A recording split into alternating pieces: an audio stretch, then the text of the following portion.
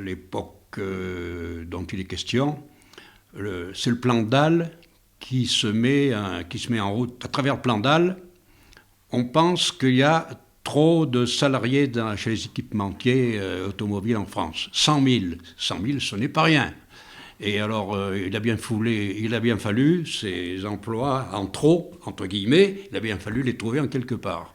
Et Ducellier, sous le coup, tombe dans l'escarcelle des emplois à gommer. Alors Dalle est un homme brillant, certes, avocat, etc., philosophe peut-être aussi, mais qui a d'abord été le conseiller de Madame Bettencourt et de la famille Bettencourt.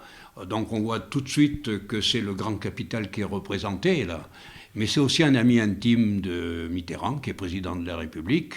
Et donc l'application du plan Dalle fait que Ducellier, forcément, rentre dans les plans justement de casse. Que faire dans ces cas-là ? Ce que tout bon syndicaliste croit bon faire, c'est-à-dire défendre l'emploi, et en défendant l'emploi, l'emploi et le salaire qui va avec, et toute la vie économique qui est branchée à partir d'activités.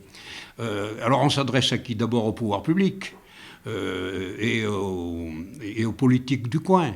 Donc à l'époque, on a la chance d'avoir un député à Issoire, et qui est en même temps le maire de la ville. On a réussi à réunir environ 10 000 personnes sur la place de la Montagne à Issoire. Et on s'est dit que si avec ça, on ne faisait pas basculer un petit peu les choses du bon côté, on ne pouvait pas mettre plus de gens dans la rue, c'est pas possible. Donc les politiques, oui, je dis bien, et les patrons ont continué dans leurs décisions funestes. On a laissé beaucoup de force physique, intellectuelle dans cette lutte. Mais je ne dirais pas qu'on a perdu, je dirais simplement qu'on a été un peu trahi. Il faut comprendre ce que veut dire organiser une manifestation où tout est creux, où il n'y a pas de mot d'ordre, il n'y a rien du tout, simplement les élus en tête, et j'ai bien dit les élus en tête et tous les autres derrière. Or, les travailleurs ne sont pas là pour sauver les postes des élus, parce que c'était un petit peu ça quand même la question. En fait, on n'a jamais été défendu par les élus, jamais. J'ai pas de l'amertume.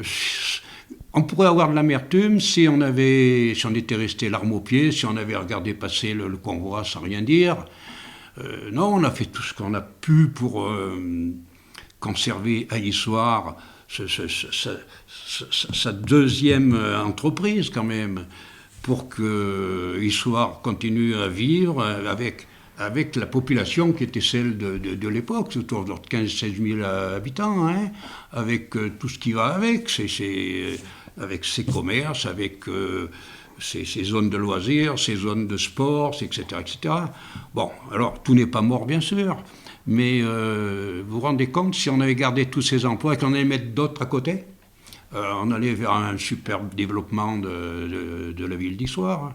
Aujourd'hui, est-ce qu'Issoire s'en est relevé ? Je pense pas.